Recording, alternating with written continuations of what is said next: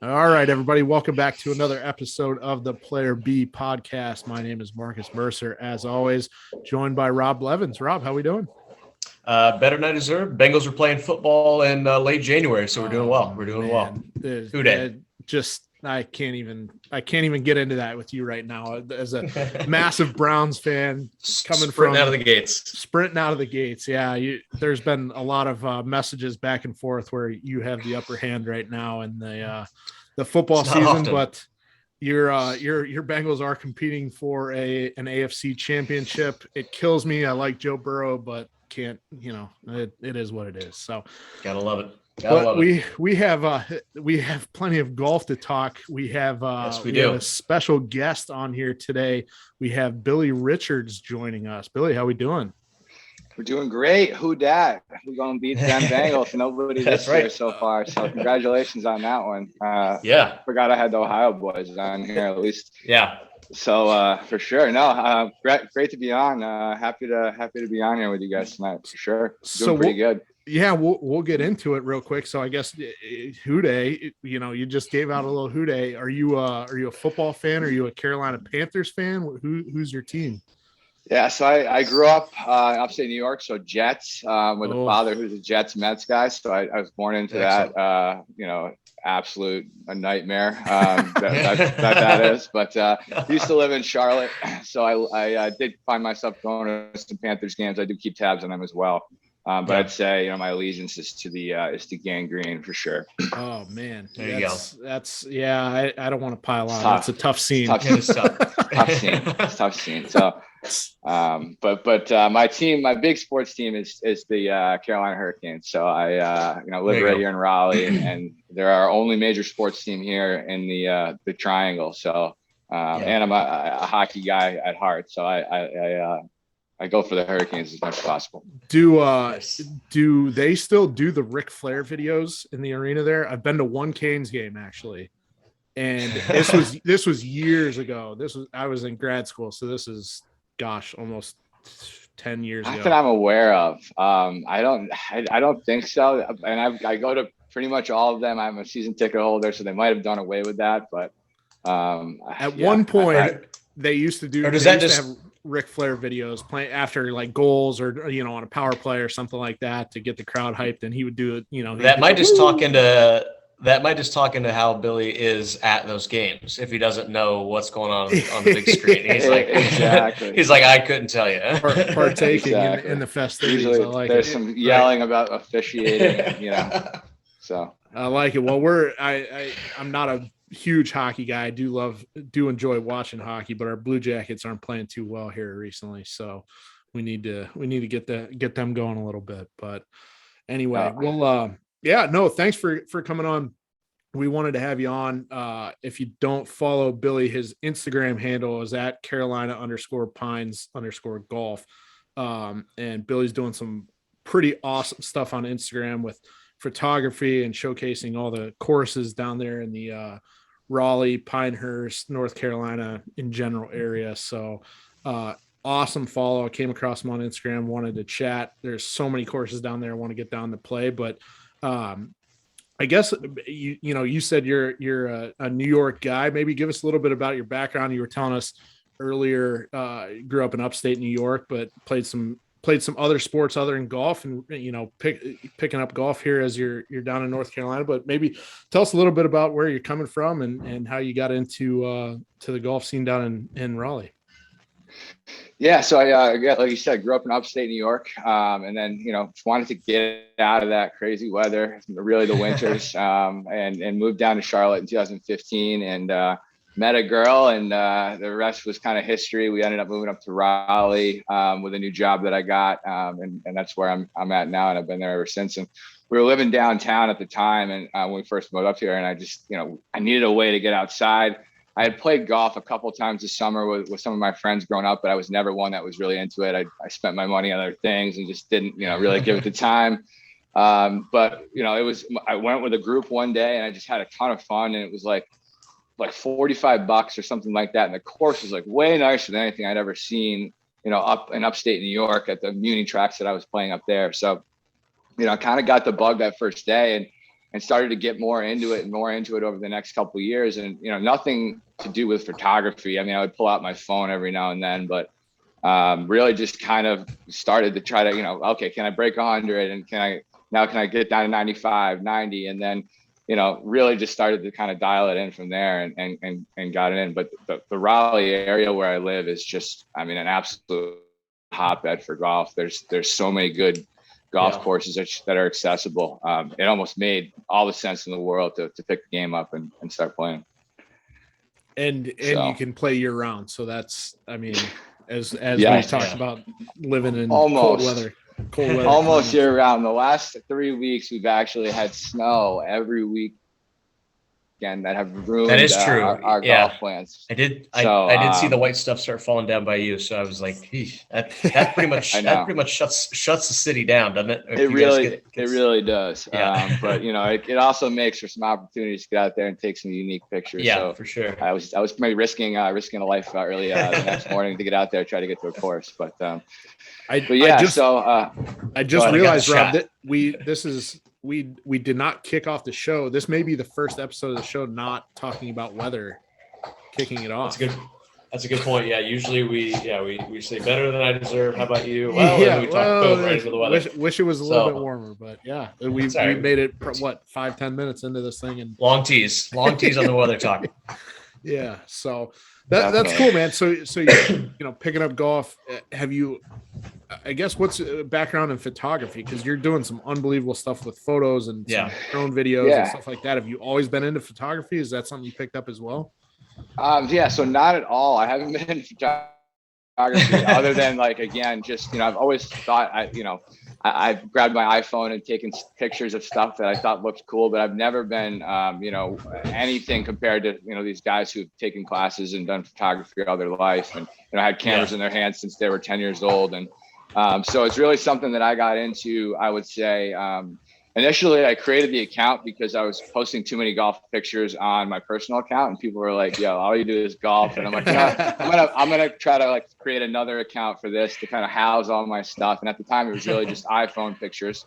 And the Carolina pines came from we don't have pine trees like that where I'm from, up in New York, the loblolly pines, and how they're it's really tall. So I just, I love the look. It's so unique, and how they really frame out a lot of the golf courses down here. So I always call them, I love those Carolina pines. So that was the name of the Instagram account. It just fit perfectly.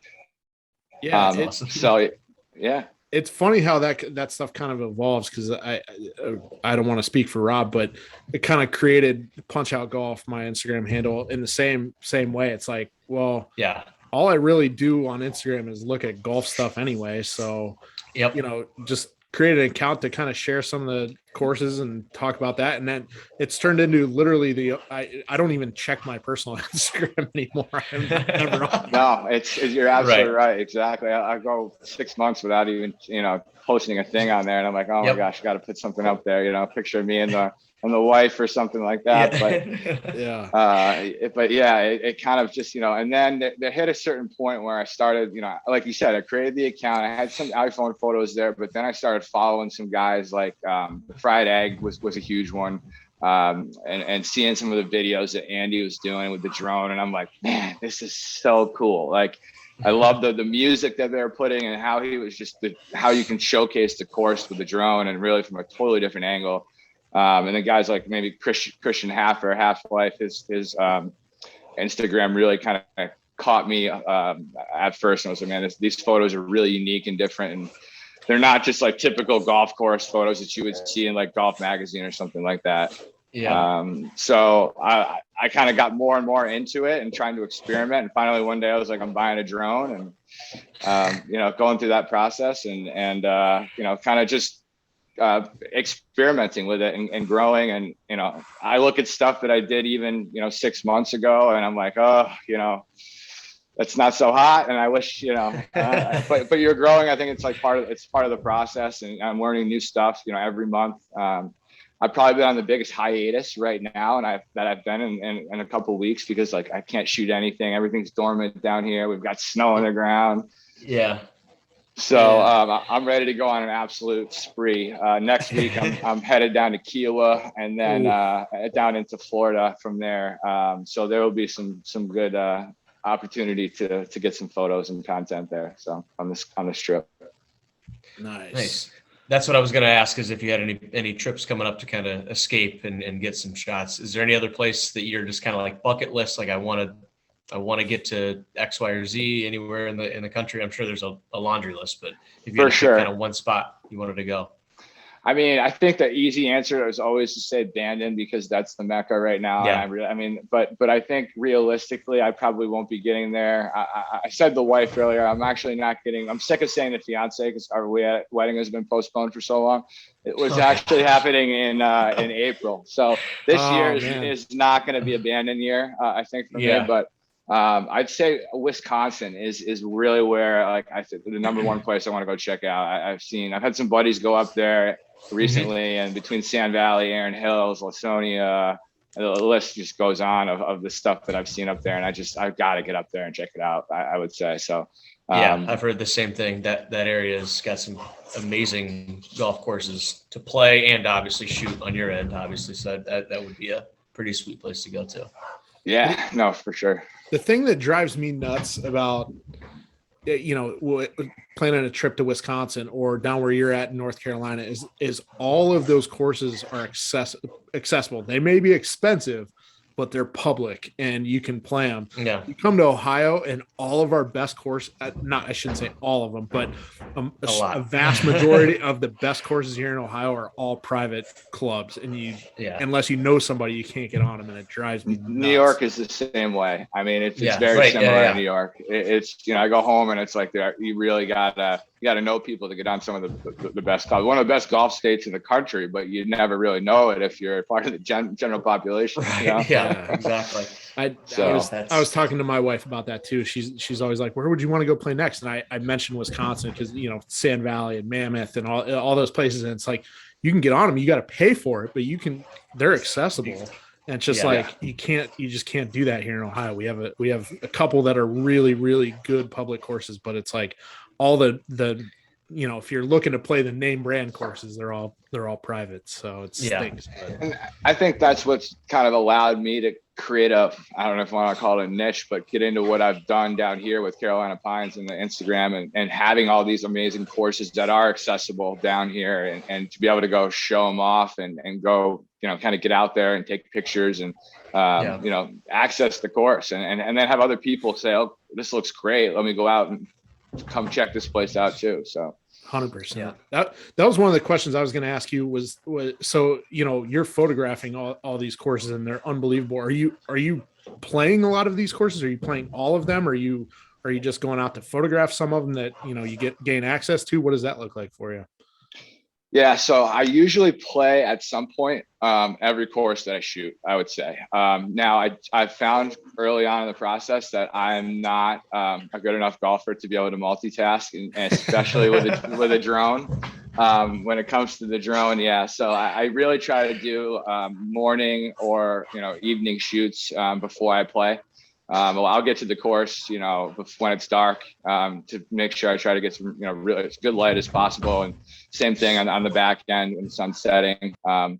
It depends. Like I rarely bring the drone out with me if I'm playing, like in my bag or if I'm walking or throw it in the cart. But I usually kind of try to plan to get to the course early or stay late to try to make sure I shoot. And that's if I'm doing just something small. If I'm doing an actual shoot, I'll get out there into the course and, grab a cart and run around and do a bunch of stuff. I mean, I've had some pretty fun nights over at Tobacco Road with, having a whole 9 to myself and just kind of running around and that's awesome. Having some pretty cool moments, maybe thinking that, Mike Strantz may be walking around there as well. Yeah, you can almost feel him out there, and it's the spiritual place.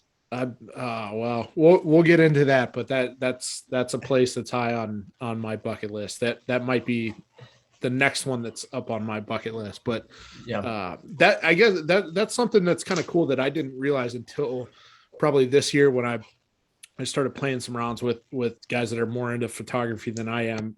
Michael Dennis and RJ Gilbert and Ohio John and those guys. RJ. Like that. RJ is a good dude, man. He's got a great. I've never talked with him verbally like this, but we've exchanged some messages early on, and he's got an incredible eye. His photography is next level, and he plays some unbelievable golf courses. Yes, he does. Yeah. Oh man. Yeah. I don't know if you had a chance to listen to that episode, but he talks about some of the trip he took up to New York last year. And he was at the creek in Looks Valley. I saw all the pictures; they looked incredible. He's actually getting ready to go out to Bandon sometime.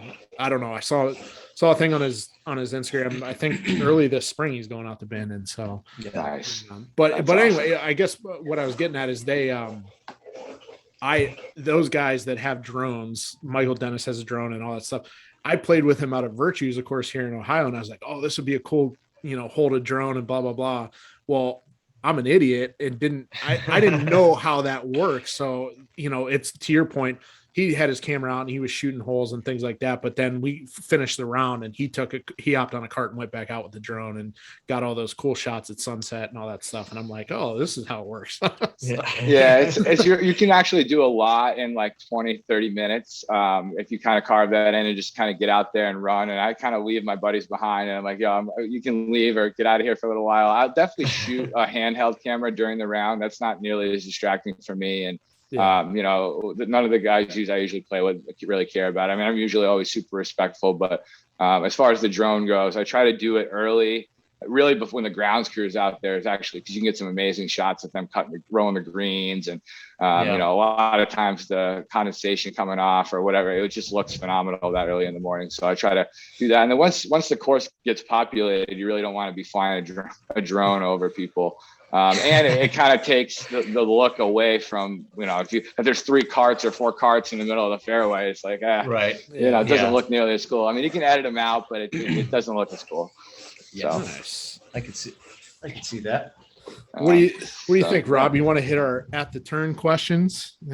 Yeah, we got to start putting some music into this segment so we can kind of segue into it and get some like some old school 70s game show music. I like it. Get like our actual production value up.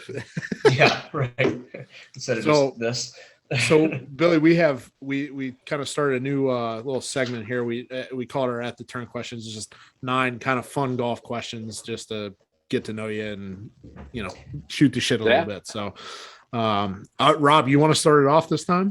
Well, yeah, I'll lead us off here, Billy. You're out there playing golf. Are you a rider or a walker? I definitely have gotten into the walking mode. I mean, initially, I'll admit I was a rider to start. It was beer and music, hardcore. I would say that the beer and the music's still around, but I really do enjoy walking more if I can. Living in North Carolina in the heat, summertime, sometimes it's not doable. But I always try to prefer to walk if I can. Cool. If you walk, are you a push pull cart guy? I am a single strap bag carrier guy. Yeah, I'm a Stitch bag guy right now. Not an ad. I really love the bag. It's super light and it's got a classic look. So there you go. Yeah, nice. Throw it over the shoulder. All right. Question 2: wood tees or plastic tees? Definitely a wood tee guy. I'm not a fan of the plastic. I definitely can kind of lose my bearings sometimes in the tee box after I hit the ball and just kind of walk off. And I don't like litter and plastic all over the place. And I just, for some reason, I just like the look of a wood tee better. So I'm a wood tee guy. Yep. There you go. Nice. At the turn, are you grabbing a hot dog or like an energy bar or some type of nutritious type snack? Are you going on the roller dogs? I'm usually going roller dog, meat missile, some sort. I love a good turn dog. Excellent. I mean, the boys I play with a lot too are big turn dog guys. So, if I really need a little extra love, I'll grab the power bar too. But turn dogs are always essential. Yeah. Why kid yourself, right? Just shout out Tobacco Road, best turn dog in North Carolina, pimento cheese. Unbelievable. I mean, don't sleep on it, folks. As if I didn't need to come play Tobacco Road anymore. It's a pimento cheese hot dog at the turn. Are you kidding me?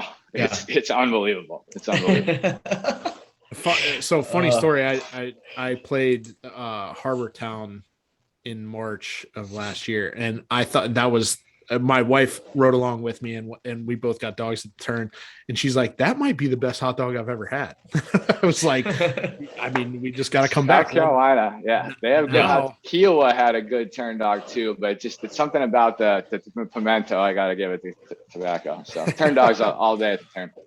Excellent. There you go.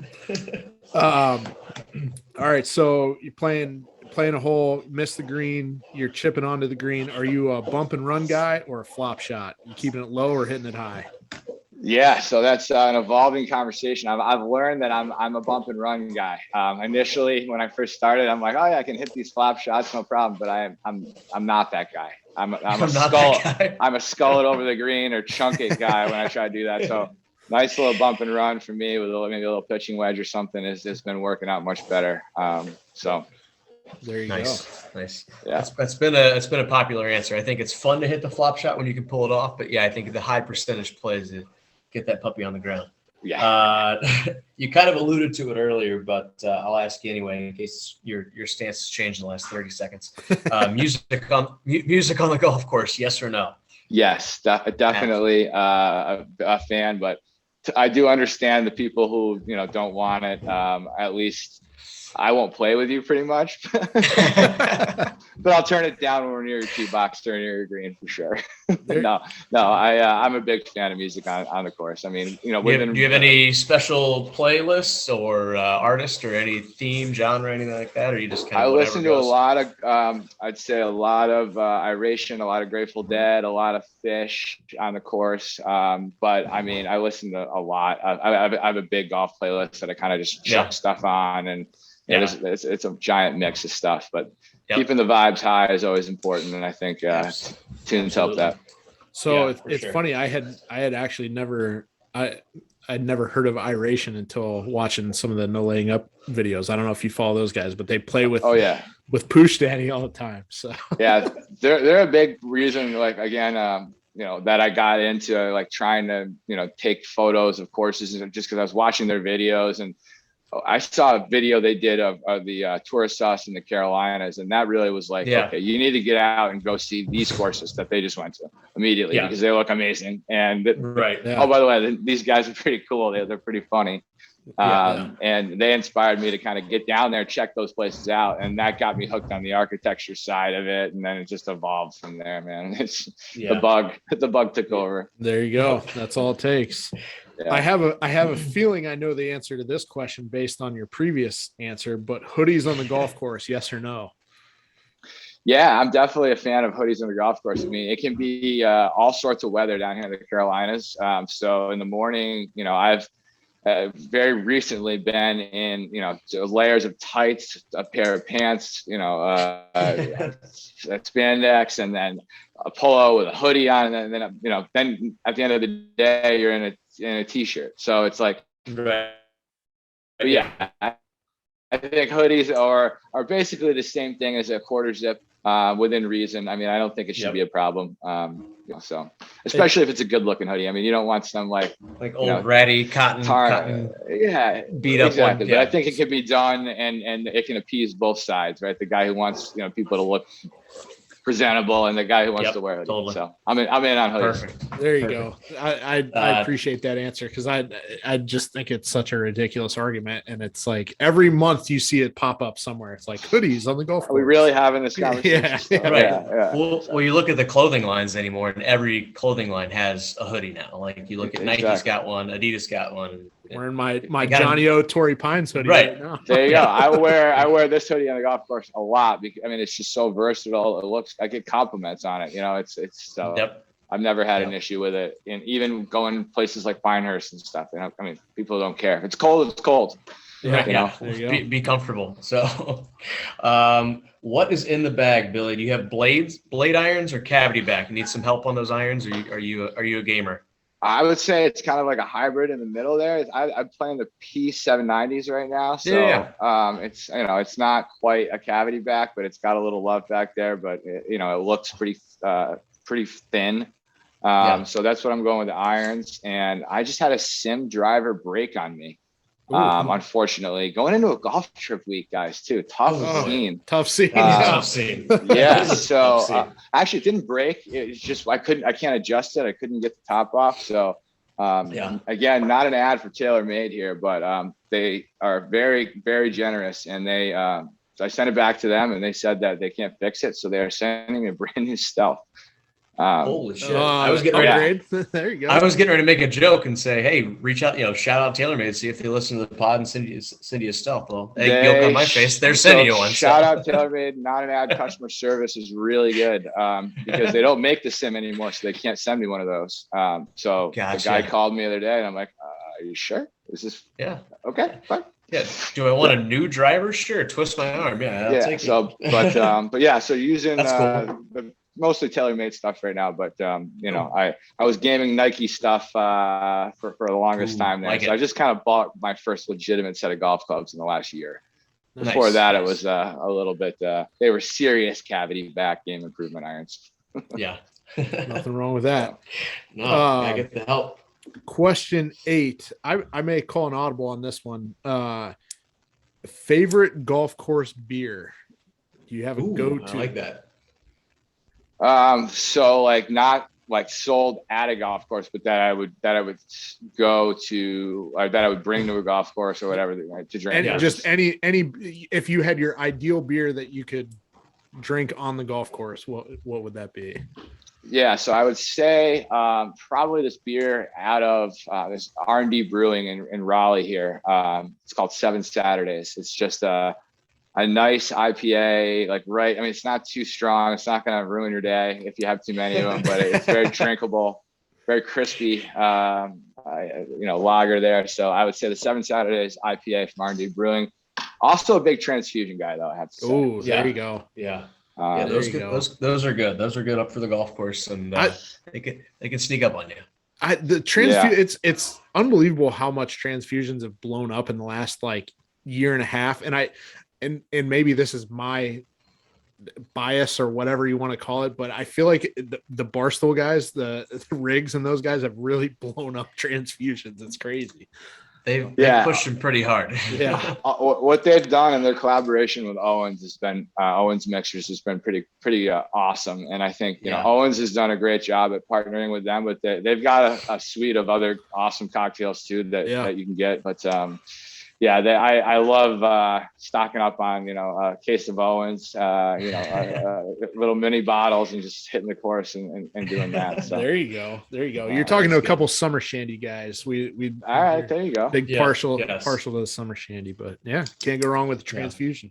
And you guys are golfing mostly in the summer up there, so we have to really change our golf drink depending on the time of the year. I mean, summertime transfusions for sure, but wintertime you're kind of going to. That's not really hitting the spot. A little bit more hardy. When it's 42 degrees out, or whatever, 43 degrees out, and you're still playing. So that's when we got the flask, got the brown water in, and just try to keep everything warm. Cool. So rounding out the at the turn, question 9, Billy, we got tight par 4, downhill, water left, OB right. Are you laying up, or are you more of a grip it and rip it type guy? I'm New Bill is laying up. I like that. New Bill. Yeah, New Bill is laying up. Old Bill is gripping and ripping it into the woods off to the right for sure. But we're trying to think about golf shots now in a little bit more of a little course management. I like it. Exactly. So there you go. And it's probably not the popular answer, but as a mid to high handicapper, I'm trying to get more on the mid side. Those are the answers I need to give. Exactly. Yeah. So you had the right answers with the bump and run, and then laying up to exactly. You're on your way. You're talking a good game. So I know. Exactly. Do I make the decisions on the course every time? No, but I know at least I know what the ones I need to make. So. Right. It's funny to me. I mean, Rob and I have talked about this a bunch, but it's like so much of lowering your score is just decision making on the course. I mean, you're still going to hit bad shots and things like that, but so much. And I am not a great golfer by any stretch of the imagination, but it's like if you just make the sound decision instead of like, yeah, I can pull that shot off. It's like, well, yeah, you can pull it off 1 out of every 50 times. Yeah. But, you know, it's not so gonna true. out, so it's so true. Just weighing your odds and having the mental wherewithal to be able to check yourself, you know, almost on every shot to do that. Right. It's incredibly hard, I think, you know, and that's where caddies kind of come into the picture a little bit more. And, you know, guys who do it at an amateur level without them, that's incredible what they do. Yeah. So, because even if you make the right decision, you know, chances are, and you have to execute it, but chances are the right decision is going to leave you, you know, if you miss or, you know, you're allowing some room for error there, and you're going to end up in a better spot than if you take the hard route and you miss, and then you're screwed, and you're just compounding errors there. So yeah, it's exactly. Frustrating game, but that's why we play it. It is a shot. That one keeps you coming back. The one that keeps coming back. Exactly. So. And sometimes it's the one photo that keeps me coming back. So exactly. Yeah. There you go.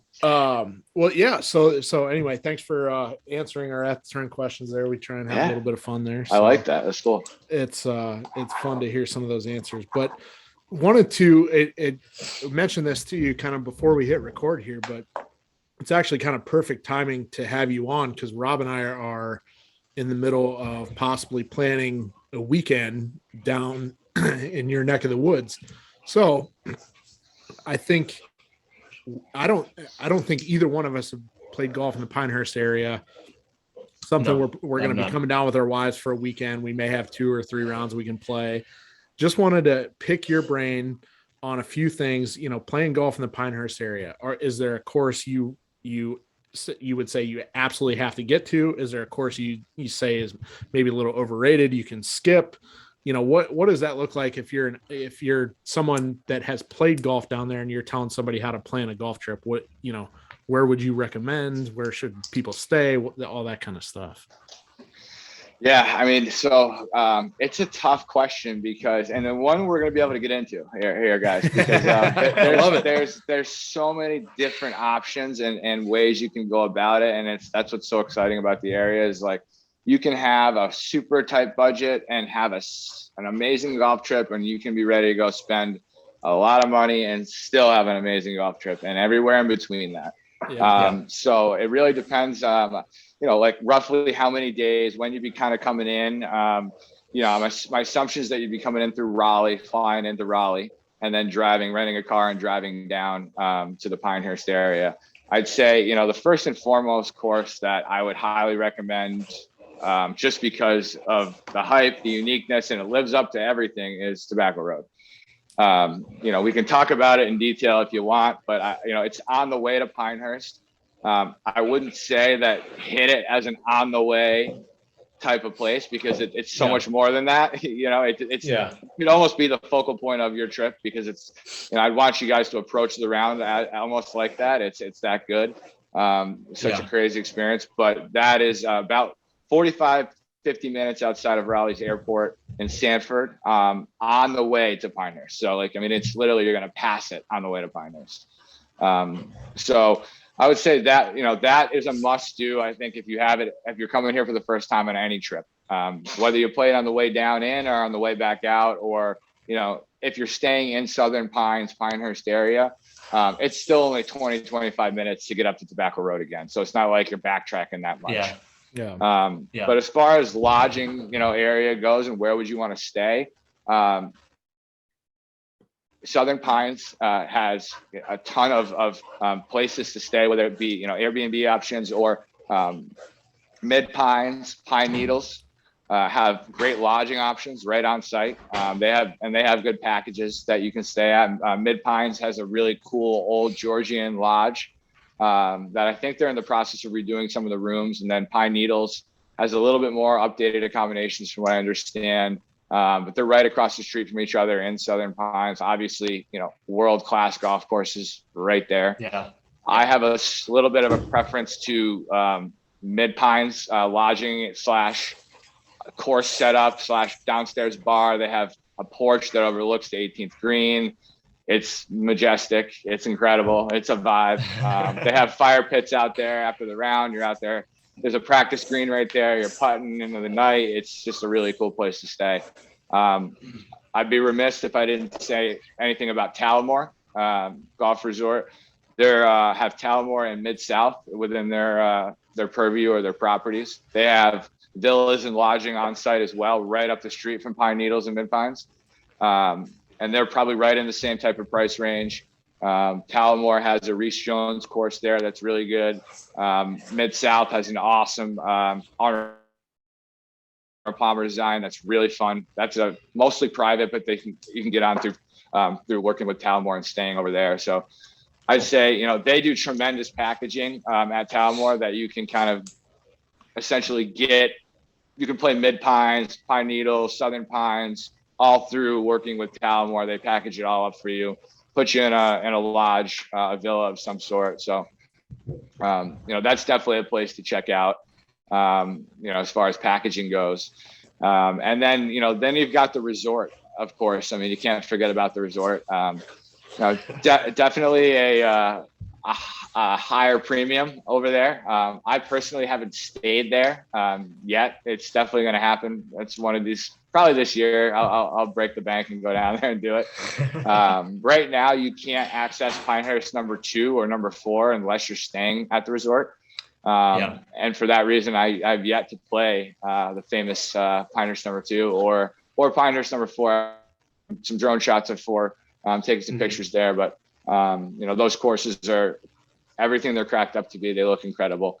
Pinehurst, even if you're not playing there, I'd say going to the resort, playing some time, making a tee time at the Cradle, and then playing the Thistle Dew short course or putting course there that's free is a great way to spend an afternoon, especially with the wives. The short course, the Cradle, is you're hitting off mats. You can play it barefoot. There's a cocktail bar at every 3 holes.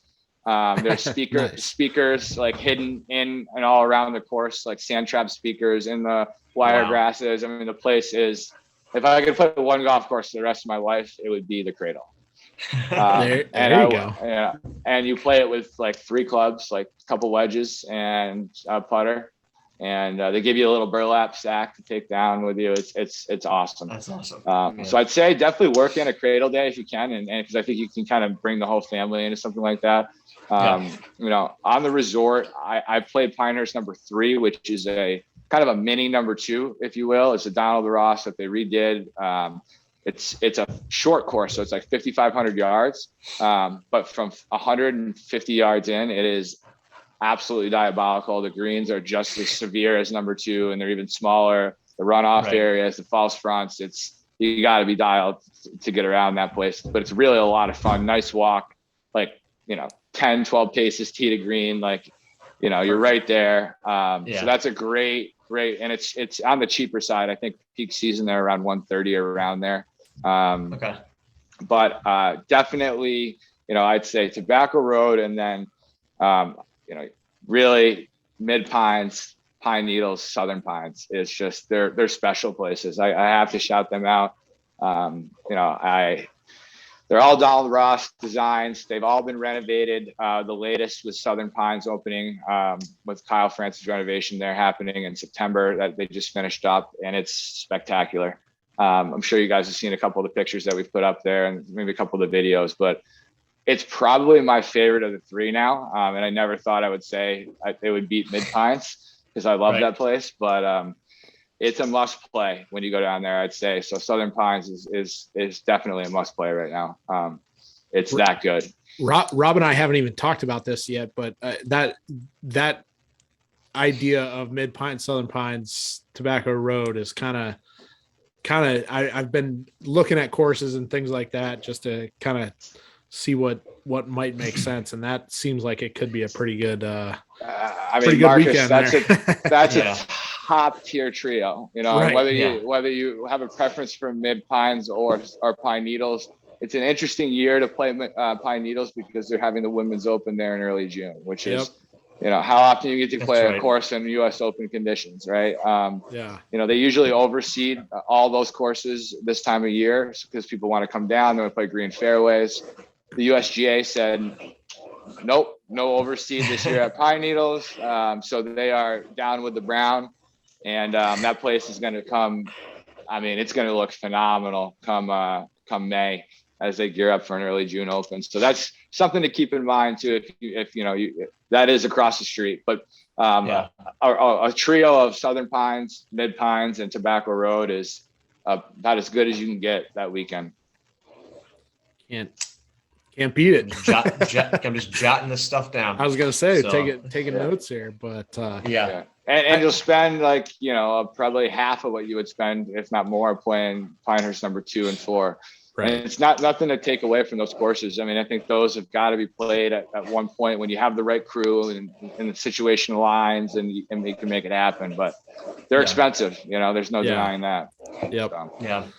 Seems like you can get just as much of an experience, maybe if not more, playing a place like Tobacco Road. I mean, some of the photos that you have posted, and I've seen, countless other people post it. I mean, the place just looks unbelievable. It's like not something I've ever seen before on a golf course. So that course is definitely the one that got me into like our architecture is fascinating with golf, and you play it and you just it's a painting what he did there, and it's just mind-boggling to think that he had this vision and then he made it come to scale the way he did. And it's a shame that Mike Strantz is gone now, because you wonder what else we would have had, because he was on a roll. And so I'm looking forward to playing every single one of his courses in the next couple of years, because it's I'm playing hopefully True Blue in Caledonia in the next couple of months down in South Carolina, and I just have such a respect and admiration for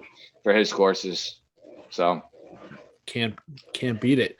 Is there one on that list, or maybe one you didn't list, that is maybe kind of flies under the radar? I think you mentioned Tallamore, but is there like one that goes underrated that people may or may not have heard of or know about that might be a worthwhile stop on the trip?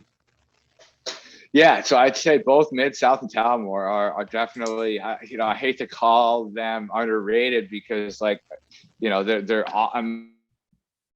amazing golf courses right on the strip there. And I'd say even like Mid South is just an incredibly fun terrain, undulating course, up and down hills, massive greens, tons of waste areas, just a really fun 18-hole loop. And then you got Tallamore, that's more of your traditional Pinehurst area, long pines corridors. They've done some really cool stuff with eco bunker installations this year. So they've got those like artificial turf pop bunkers with the fake sod walls that look really good that they just installed. They're doing a lot over there, installing a putting course, night lights for a putting course over there, a night track man. So they're really trying to make some after the round, how can we hang out on the site type of amenities when you're having a golf trip down there. So you don't have to go over to Pinehurst and play the Cradle. You can kind of just stay right there and do what they have on site. So so I'd say both of those courses are really good. I mentioned Pinehurst number 3 is I think a must play. And then there's a course in Quail. It's called Quail Ridge. It's in about a mile from Tobacco Road. That I think is a super good gem. It flies under the radar big time. I think it's I'm going to butcher this, and people are going to be like, it's not who designed it. I think it's an Alice Maples design. It's the Maples family, somebody in the Maples family who was a worker for Donald Ross. And he did help Donald Ross design a lot of the Pinehurst area courses. But it's a really cool, but very cost effective. It's like $45 for 18 holes there. Nice. It's a great course. So nice. In that area. I'll have to give it a look. That's it just blows my mind how many just unbelievable golf courses are in that area. I know.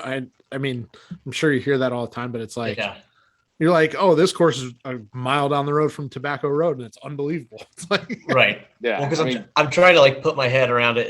If this was switched and he, and Billy was interviewing us about like Ohio, like where can we, I'm like, Kind of like to your point, Marcus, is like it's private club this, private club that. You might sprinkle in something here, but it's like it's either it's an hour and a half drive this way or it's an hour drive this way, and it's like, oh, you're gonna literally drive right by. Like you're gonna see this, and then you're gonna see this one, and there's that one that's like 20 minutes. You're not gonna backtrack too much. It's like, I mean, you're gonna pass between driving from if you drove from RDU Airport to Pinehurst Resort, where the Cradle is, you would probably pass 17 to 25. I'm like just. And some of them are multiple top 100 golf courses. Yeah. I mean, on the same strip called Midland Road, as it goes into Pinehurst and Southern Pines, you've got Pine Needles and Mid Pines. You've got Southern Pines right there. You've got Tallamore. You've got Legacy. You've got Mid South. You've got Pinehurst number 9. I mean, it just goes on and on and on and on. It's a mecca. Yeah. It's a mecca. And you feel it in the town. I mean, that town, I grew up near Saratoga Springs. It's a horse racing town. Detroit, they call it hockey town. I don't know if it is. Debatable. but Pinehurst is a golf town, and you feel it, the moment you get there. It's everywhere, and it's really, really cool. I love it. I love it. Yeah. What else? You got anything else, Rob? No, I promise I was looking at golf stuff. I was because I saw you making notes. I know my old superintendent at I used to be an assistant pro at Worthington Hills, a club here in Columbus, and the superintendent, I was double checking. I want to say he used to be a superintendent at Pine Needles, because I remember he would always organize a trip for the members back there, and he had some type of connection where he would get groups of guys from Worthington Hills to go back there. So I was making sure I still had his email address in my phone, make sure I could see how he's been and see what's up, and maybe reach out to him. Yeah, I'm sure he's been busy getting ready for the Open. They're they've got a lot going on down there between the Open coming this year and with them having Southern Pines coming online and opening. I mean, they just bought that a year ago and then renovated it and then opened it. So they've got a whole nother golf course in their network, and it's they're going like crazy though. They've become a big destination with 3 Donald Ross courses right there. Yeah. So. Unbelievable. Well, I saw Rob taking some notes. I made some mental notes here, and I'll definitely be listening back to this. And I was saying, the good thing is we recorded this, so we can listen to it whenever we want. I don't know. I started writing stuff down. I'm like, why am I writing this down? I just listen to the podcast again. Listen. Yeah. Exactly. And you guys reach out to me anytime if you have any questions. A lot of people, the Carolina Pines account has become, kind of a local, PR firm, essentially. I was going to say we need to get you on the tourism board, or that's get you exactly. hired by Pinehurst or something. Like people are like, well, what do I do? They give me the roster. Would you do any changes? Do I need to play this place or this place? And so I try to give my best feedback. I have nothing bad to say about any of the golf courses in this area. They're all really, really good. You can't really go wrong. It's there's just so much different value for your money, what you want to spend, but you're going to have a great time no matter what. Yeah. And, even in the RDU area, you've got 3 ACC schools in NC State, UNC, and Duke that have phenomenal golf courses. Designed by Robert Trent Jones, Tom Fazio, and Arnold Palmer, that are really good right in here in Raleigh, Chapel Hill, and Durham. So there's an embarrassment of riches in the area. So it's definitely a good spot to come check out, guys. Yeah. Well, we like Rob said, we don't have the lineup that you have, but we'll have to get you up here at some point to Ohio and show you at least a handful of the courses. We'll get you out to Virtues or Stone Lake Hills or maybe some of the local private courses. So I definitely have aspirations to get up to Ohio for sure. So this summer I want to make it happen and kind of get around and check out some new spots, and especially where the weather is good, midsummer, mid-July, mid-August, that type of thing. So we'll find a weekend, come on up, and we'll get Michael Dennis out, we'll get RJ, we'll get Ohio Johnny. It'll just be like a photographer's paradise, and I'll be standing there with my iPhone. With my iPhone, hey, guys, move over a little bit. I'm trying to get you guys all in. Hang on. There we go. I'll probably leave my clubs in the car that day. Then I won't embarrass myself. But it's funny. We played a kind of a fun outing in the fall with a couple of those guys, and it's like, I mean, they're just taking the photos they sent us afterward are just unbelievable. And it's like, I'm taking photos on my phone and I'm like, well, I don't even really know how to edit them. And these guys are churning out world-class photos and making me look good. Throwing them in Lightroom and while they're in the cart and then spitting them out. Like, you know, I don't. That's legitimately what it was. I think Michael sent us a bunch of the photos like an hour after everybody got home. It's like, geez. Yeah, you can start editing them in. I mean, depending on how crazy you want to get, you can go right on the phone and start getting a Lightroom app and going, you know. So it's a drug. If you have the sickness, golf is a drug, but then the photography piece becomes another sickness on top of it, you know. So I can't say that I've caught the photography sickness. I've been trying to do more with Instagram and not. I will never claim to be a photographer. I try and take a few photos here and there, but I'll post videos and all that kind of stuff. So I won't either. I don't insult so many people who actually do photography. 100%. So I won't do that. This is. I'll be clear in signing off and saying this is a hobby, and you know I like getting to play some awesome golf courses and check them out and highlight them for the area I live in. But it's a hobby, and I never want it to become a real job. So. Well, like I said, you would be a great hire for local tourism board or something, because I mean, legitimately, I'm not, blowing smoke here, but you spoke very highly and educated about, the area and the golf courses and knowing the architects and all that kind of stuff. So it was cool to hear all that. So I heard Andy Johnson say one time from the Fried Egg, I might think about it a little too much sometimes. And I resonated well with that because, sometimes I might think about this stuff a little too much, but so would my fiance, but that's okay. Well, that's all right. Got to have your passions, right, guys? Right. Well, before you hopped on, it's funny because we're sitting here and it's the end of January, and Rob and I were talking about potentially planning this weekend. We're planning another weekend up in Northeast Ohio, working with Penn Ohio Golf Trail on a weekend there. Then we had another one going down to Lexington, a weekend there. So it's like, it's January and our weekends are already starting to fill up. And my wife made the joke. She's like, well, I guess I'll see you in July. So right.